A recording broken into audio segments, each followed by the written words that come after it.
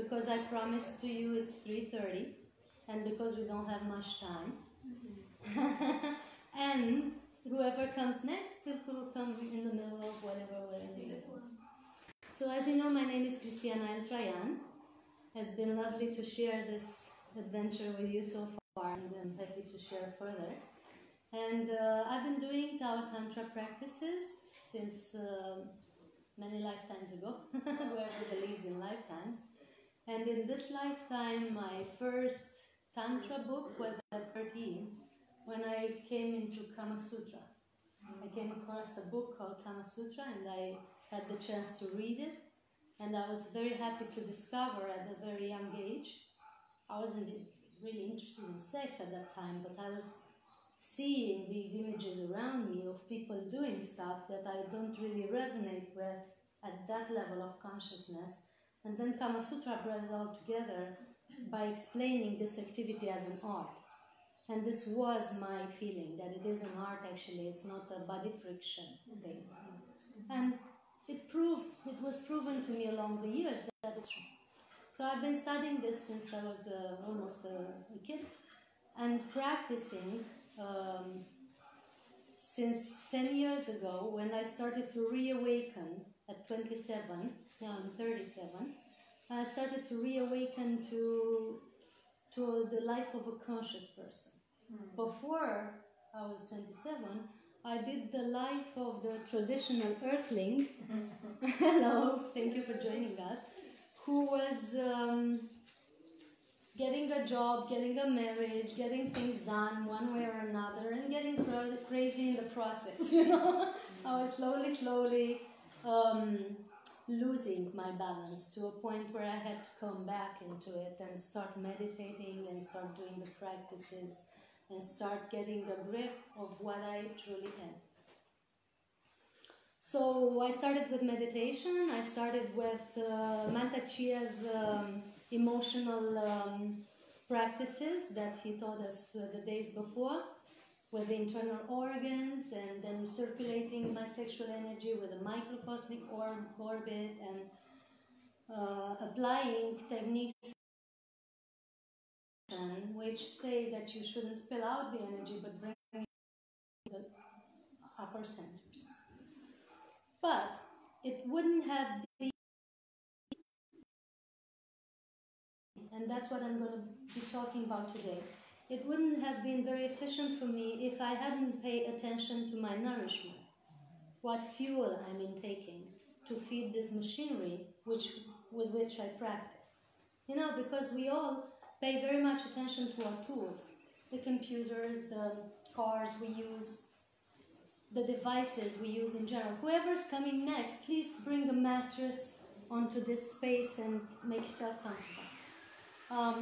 We're all paying so much attention to the tools we use and the machinery you use, and we know how they function and what fuel we put in so that they function good. For example, you don't put water in your gas tank, yes, or you do not plug your computer into 330 because you know it needs 220 plug-in. I don't know how to call it in English. Yet with the physical body, your machinery that you're using all the time, maybe some of you do not pay that much attention in terms of fueling. And this is just a reminder to remind you that it's just a device like any other. It's a biocomputer that works perfectly and has amazing capacities, actually, if well fueled. And there's a direct connection between the energy we exchange and utilize or share, you know, and the energy we input. You can take a sit there or there if you want, or there's an extra chair here, you take it everywhere. And this fuel can actually transforms into energy inside your body. And the type and the quality of fuel that you're using is generating a certain type of energy, whereas a different type of fuel is generating a different type of energy in your bodies. Does this make sense so far? Is the topic interesting? So then, your main energy being sexual energy, it directly means that the fuel you put in your body directly influences how your sexual energy is and moves. Welcome. And people are trying to refine and channel their sexual energy, as we was taught in these conferences that are very, very important. But there's much difficulty in that if the type of fuel we're intaking is heavy or not appropriate for our machinery. So in other words, to make it simple, it's much difficult to lift up and channel your energy if the fuel you've put in is hard to circulate. Yeah? If it blocks your circulation, if it creates clutter in your body, and it's not difficult to be able to do the microcosmic orbit or the yoga poses or the energy circulation between partners and so on. That's why when you start a tantric practice, there's a seat right here and one right here if you want. When you start a tantric practice, it's very important that you mind your fuel, what you put in, that creates your chi in your body. Welcome, Chia. There's a seat here if you want. Okay. And the lighter your food is, the better you can circulate your energy. So that's why, for example, in India, when you go to a very, very good yogi master, which are very few in these days, the first thing they tell you is go to a lighter diet. And they make you give up certain things so that your mind can be clearer. Yes, so when you start a yoga practice or a chi practice in general, they're gonna first tell you about how to lighten up your diet, how to give up alcohol, and whatever psychedelics is that you're using, and how to give up smoking, and how to give up the things that put toxins in your body so that the energy can circulate. Because if your smoking is blocking your thyroid and your liver, then it's not going to be able to share your energy with your partner as well and in your body. Or if your mind is blown away by a certain drug that you've intaken, then you're not going to be able to focus your energy. That way, when you're with your partner, you're going to be a little bit distorted in your sharing.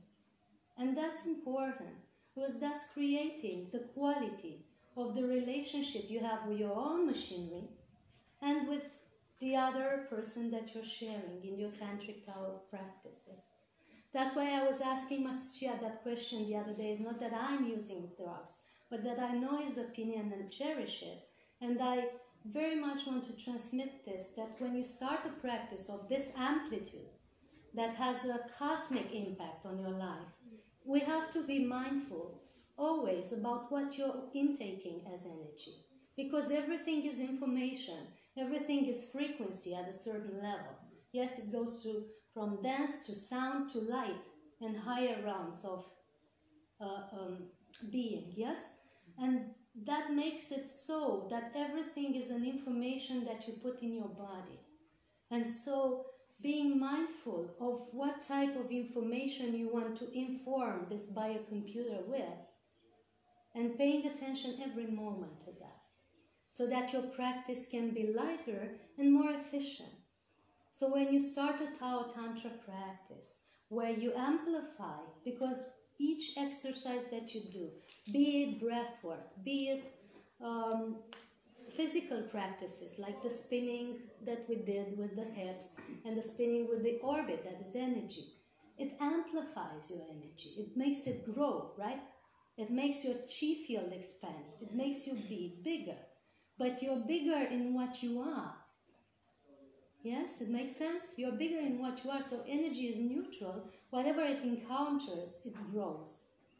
So that's why people that are trying to force lift their kundalini experience so much trouble, because kundalini meets stuff in their bodies and it makes it grow.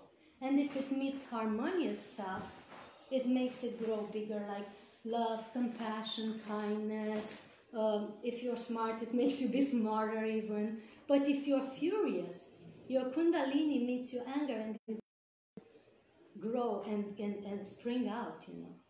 And if you're frustrated, then lifting your kundalini is not going to make it go away. It's just going to amplify that and turn it into madness, maybe.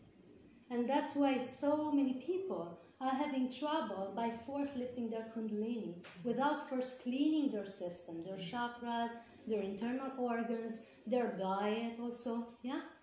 And they're getting trouble, their lives gets imbalanced, and they do not know why. I'm losing all my fortune, or I'm losing my family, or I'm starting to have these delusions or this weird behavior. Well, because you've forced your energy to grow in a place where it wasn't so clean. And now you have to face that and clean it in some way. And that's why Mantak emotional practice are so, so important. Because it clears out the clutter and then in your practice with your partner. Are there questions so far? Anyone wanting to ask anything? So yes. I have a question. If the Kundalini already, activated, yeah. but you still have some blockages, yeah. but can you intentionally try to clean it out? So absolutely. Okay. So that's where the Tao Tantric practice are coming in, you know. You've maybe lifted your Kundalini, but it's fullest potential, yes? Because there's several degrees. It's first from one chakra to another, and then in amplitude it can vary also. The larger your channel is, so in Hindu tradition there's 3 channels, the Ida, the Pingala, and the Shushumna, and in Taoist tradition there's also the front, the back, and 2 blue and red channel, and many other energy meridians, but I'm talking of the main now. So the larger they get, is like the highway, yes? If you have a 2-lane highway, it's gonna only go circulate, 4 cars, no? Or, yeah. But if you have a 6-lane highway, then more cars can circulate. Like the same with your energy channel. You lifted your Kundalini through a channel that is like this. But if you enlarge, if you help it grow bigger and clean it, it's gonna be more energy and function in a more efficient way. And also the Taoist practices that Master Chia shares with cleaning each organ with the inner smile, smiling to the liver, transforming anger into generosity, yes, or fear into peace in your kidneys, or sadness into courage in your column. All that is making the energy meet better emotion and growing it. Yeah? Make sense? Good. Other questions? Okay. A thing that I've encountered and made me be very mindful about my diet and how this impacts my energy field was something called pranic nourishment, or pigu. Have you heard of it? Yeah. Hands up. Okay. So this is something many of my teachers, including Master Chia, teaches about. It's a practice of increasing your chi field and your energy circulation with daily practice, and in the meantime decreasing your food intake. Because if you are to be mindful of your body in each second, you will notice that, for example, 2 mornings ago, I was waking up and thinking about breakfast, not because I have the habit of having breakfast, because at home I really eat very, very little, mainly miso soup and nuts. That's what I like to eat in the evening to be able to go to sleep. Here is my favorite place and my favorite restaurant in the whole world. And I cannot, at least once a day, take something for the taste, because it's so beautifully prepared and so organic and so natural and such good chi, yes? And so I was thinking about breakfast, though I never take breakfast. And then I came to Master Chia's class and we did the course, we did the practice.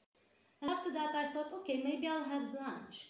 And when I came to lunch and looked around, no, my body was full already. So I couldn't have even lunch. It was already nourished. Because before the practice, maybe I was feeling a little low. Who knows where I traveled in my dream time, yeah? But after I started cleaning my field, yeah, in our dream time, actually, we do a lot of work. I don't know how many of you noticed that in your dream time you go to school or you do healing or large groups of people. Yeah? That's up if you got it. A lot of it, yeah? Or you do astral traveling, or you go on your ship, or whatever you're doing, yes? And when you're coming back, you're not really maybe fully feeling rested, because you've done some job over there, during the night. That's why it's so good to practice, to have a meditation before going to bed, so that you set your frequency on a higher dial, so that when you travel during your night, you travel in a place where you really want to be in, yeah? Because you are going to go into a place that is frequency matching your vibration. That's why evening meditation is so good. First, you clear up the day of you. You might want to take a shower as well. And then you add a frequency, like choosing where you want to go, yes? Before falling asleep. And so you wake up in the morning and you might feel tired or hungry or whatever. But when you start your practice, like it happened to me, you see that, oh no, I don't really need food. Or if you are going to go and take food, maybe you do not need to fill your plate, because you don't really need that much. Maybe you just need a soup and some coconut. Or maybe you just need a soup and certain spices or certain herbs that will make your digestion flow better, or will impact your yin-yang balance in a certain way. Yeah?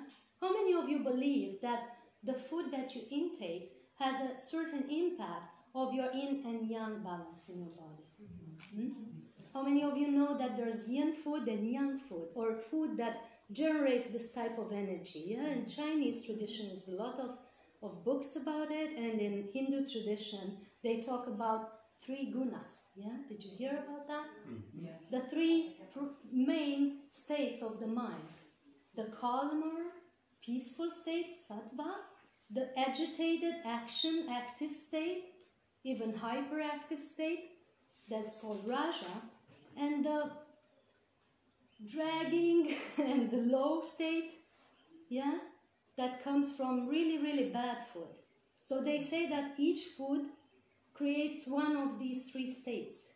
Yeah, the food that is light, that is nourishing but without burdening, like the nuts, the rice, the coconut milk, that's all creating the sattvic state, the peaceful state, the calming of your spirit. The agitated state, or active or hyperactive, is created by foods that are spicy, foods that are young or excessive. Yeah, and there's written, it's called Get Seduced by Your Own Life, that describes these categories, and it includes the foods in all these 3 columns, and it gives you the exact details about it. It's on Amazon. And there's this the 3rd low state food, that are the fried food, the meat, the heavily cooked food, yes, that you've noticed after a meal you feel sleepy, or you feel heavy, or you feel like you're not having the mood to do anything, because you've had the very, very heavy meal. And instead of wanting to go and do your projects, you're sitting there massaging your belly, hoping that, you're not going to be embarrassed in public in some way or another. Yeah? And imagine with a partner, you've had a heavy meal, and then go home with your boy, and you want to do crazy stuff, but instead you just almost fall asleep for the night, because your body is busy digesting, and all your energy is going there, and all the blood is going there, and instead of circulating energy through your organs, it's just going to stay there working on getting that food out of your system and extracting your nutrients, in the other order, of course. So the question is, each day, what do you want to do? Yeah, do you want to be productive, lucid in your mind, or do you want to be heavy, slow, sleepy because of some taste that you've enjoyed? And also in your sexual practice, do you want to be light, easy to circulate energy-wise? Do you want to be powerful as a man with your woman? Or do you want to be lazy, thank you honey, as Mr. Chia said, and quick to finish? Because that's also a big thing, especially for men. Men, you have a very heavy job to do. For us to circulate energy is easier because we have this body, and in the sexual practice, all we need to do is take the sexual energy that we have in the lower chakras and take it upward to the higher chakras. Very easy if we know how to do it. But you have to do something much difficult because you have to take matter, sperm, which is liquid, denser liquid even, transform it into chi, so make it less denser, and transform it into shen, yeah, spirit, which is the highest of its forms. So it's a higher alchemy work that you have to do there. And the quality of the food that you're intaking is impacting the easiness of you doing this. So when you start a tantric practice, especially men, be mindful of what you're eating, because that's going to make it easier for you to transmute that energy, or it's going to make it harder for you to transmute it.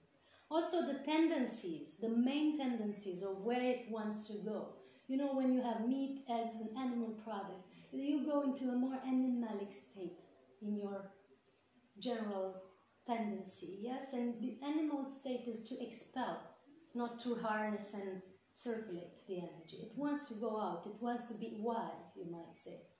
When the more refined your food is, the more refined your inner state is, it goes towards the sattva that we've talked about, the peacefulness, the calmness, the highness of the spirit, and therefore the easiness of lifting it up. Yeah, when your ideas are uplifted, when your general state is uplifted, guess where your energy goes? Yeah, it's not going to stay all the time in the survival mode, in the who's the next, the what is my power games mode. Yeah, it's going to go higher into how can I love better? How can I communicate better? How can I be better on this planet? And that's where the energy goes also at the physical level. It's easier to circulate. So when you're starting a tantric practice, first give up the foods that are making it higher to get high. Make sense? The foods that are making it higher to get high, yeah? To take this energy upwards, yeah? And you make this exercise for a week or a month. Do 1 week without meat or animal products. And feed yourself consistently with protein and nutrients from plant-based diet. And then if you still are in the mood for it, do 1 week with animal products in meat. And you'll see, and in practice in this time. And you'll be able to compare, but be fair to yourself and don't cheat. Yeah, I'll take a little cheese now, I'll take a steak with my friend, and then I'll go back. No, just be consistent for 1 week or 1 month, and see how you can feel your energy in that meantime with your practice. If you're single and play with your balls and your, breasts and your internal energy, yes, you see how easy it is to have inner orgasms and to circulate the microcosmic orbit and to feel the energy inside of you in the week or month without animal products and in the week or month with animal products. If you're in a couple, see how that's even more challenging. Look, the cat wants to come to the conference. If you're and said, okay, I should eat some mango now or some whatever fruits they have around that are fabulous, and all of a sudden felt better. Or ate and then went to the herbalist here and he gave you some things to put all the stuff out, and then you've noticed, oh, now I feel that I've come to the class, you know. I don't know where I was till. Yeah, where it's the same in day-to-day life. Here is more tempting because the food is great, yeah, but in the day-to-day life is the same. And I'm going to tell you, men, another secret, also for women too, but men is the ones that push, you know. Well, yeah? Liver is your source of power, yeah, is your source of yang. And it has the power to either uplift the lady or make her go to sleep also. No matter how big or small you are, if you know what I mean, it has to have power. And that's different than suddenly beheading. And that power comes from inwardly. It comes from your organs, from internal organs, especially from your liver. What does the liver do in your body? What is its function? Purify. Cleans the blood. Detox. What else? Storing blood and bringing blood to the muscles. Bringing blood to the muscles. What is the? It's not a muscle, of course, but what is the thing that needs blood when you share with a partner? Yeah, thank you very much. That's the thing that needs blood when you're.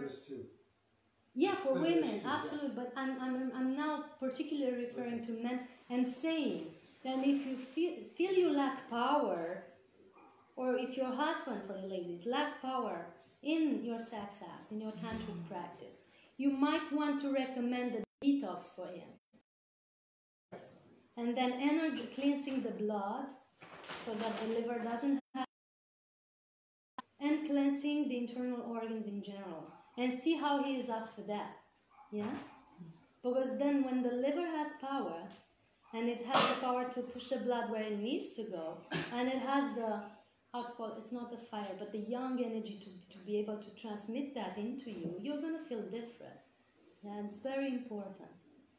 So, and because the liver has these functions that we've talked about, then it gets very heavy with heavy food. So it's not able to do his job so well when you put too much to it, you put too much work for it to do. And it will help him very much if you had a lighter diet, right? It will help him very much function correctly and do its job properly. And let's think of another thing that's very important. There have been studies now. I've written a book about Piku nourishment. How many of you have heard about that? Or pranic nourishment or breatharianism? Yes? It's the ability to be nourished by Chi. Like I said before, when you do a practice, you all of a sudden notice that you don't need that much food. Do you need the AC turned on? Maybe so. Do you want to turn it on, please? Yes. It's too hot. Okay, thank you. So I've written this book called The Pranic World Book. The title is here. I've written everything before so that I don't... Okay. Have you written down all your books there? No, just the last book, and the rest is just the events you can participate next. I've written them down so that I don't turn my back on you in the half an hour that I have. So in this, we describe the science behind energy nourishment, and we explain how it works in your body and why it works. Because see, your body is a machinery, right? And it has to do with the internal organs and all the systems, and the calmer you are, the more nourished. And the lighter you go in your diet, and the more you cleanse your inner system, the more energy you have, actually, and the less food you need. Whoever is disturbed by the AC, just move around so that you don't get cold, yes? And we've proved there, or they've discovered scientifically, that maybe your digestive system has another function than just to digest. Have you ever thought of that? Have you ever felt more powerful or more clear when, for example, juice fasting? How many of you have ever juice fasted? Yeah? How did you feel? Clear? Energetic. How else?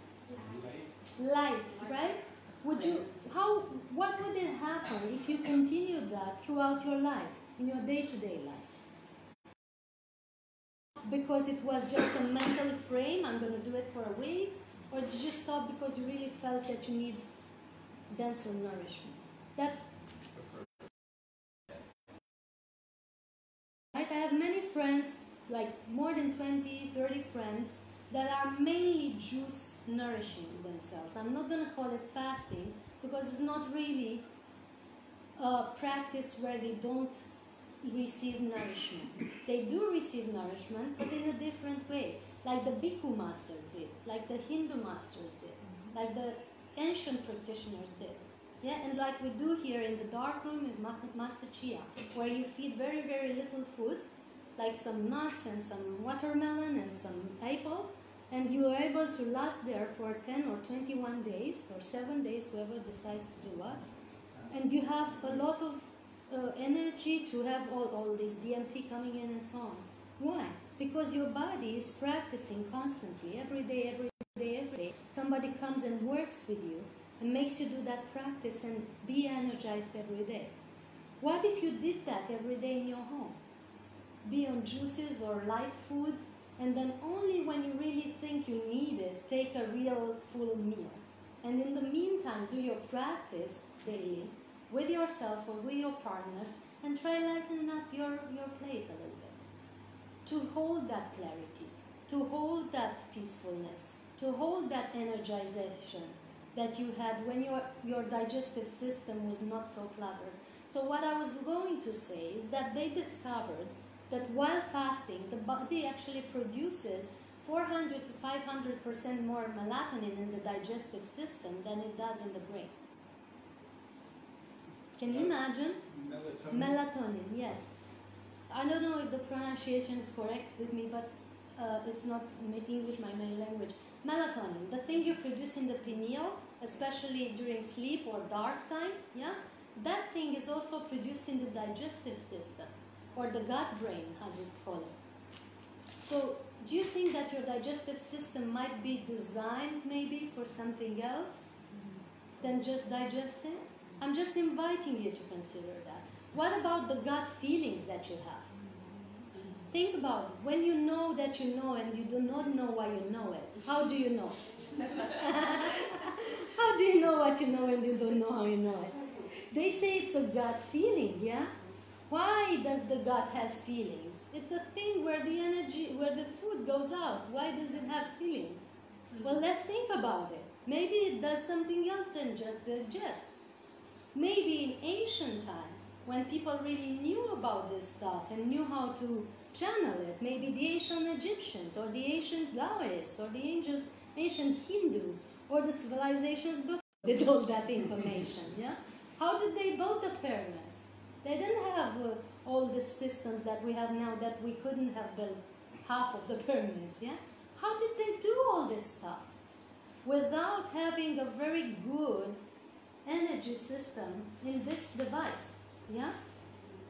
They must have done something that is more than we do, that has led them to all these structures and all that knowledge. Systems are the best of the best, and we're not giving them the best fuel that we can, so that they function at the highest potential.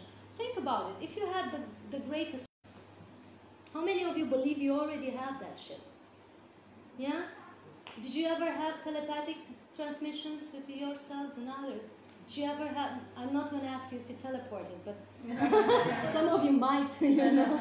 And instant healing or healing of others, did you happen to have? That's your shit. That's your super biocomputer that you're using every day at maybe. So we invite you to consider that. What if your digestive system is meant for higher things than digesting? What if your brain is meant for higher things that just calculate basic stuff? Like, should I go to work now or should I call in sick? No, that's not what your brain is for. You know, so I know many of you are geniuses here, but I also know many of you could be. And you're not giving the possibility for your highest potential, for your general energy, and for your sexual sharing also.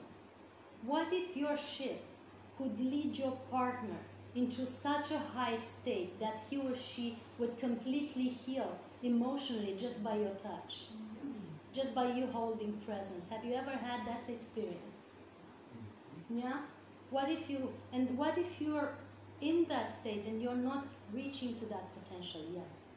You're thinking your lady is crazy or your man is crazy, but what if you had the power of entering the room and touching him and he's just well in that instant, just by your presence, by your energy emanation? That's the capacity of your shit.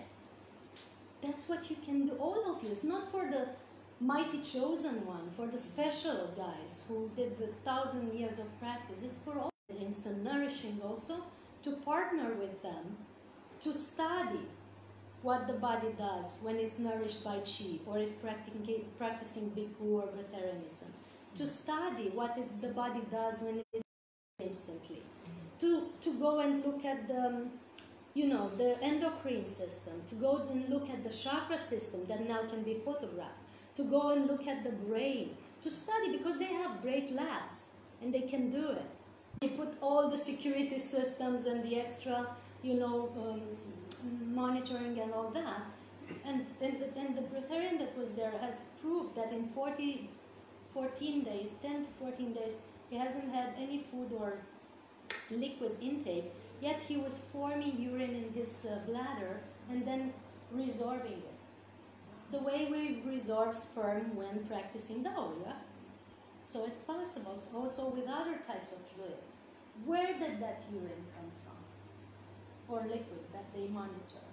Would it be that the Chi can turn into cells and then turn back into energy when not needed? And so on and so forth. How did this in the ancient time would vanish when they chose to leave the planet? Do you know about the rainbow body? Have you heard? Yeah? Relate to you. Yeah? With these Tibetan or Chinese sages that at the moment of death, instead of having buried their physical remains, they just transmute them into light. How is that possible? So I know it's a little high-end conversation over that when you wake up in the morning and you go to lunch or, breakfast, you make the choice in accordance with your body instead of in accordance to your cravings.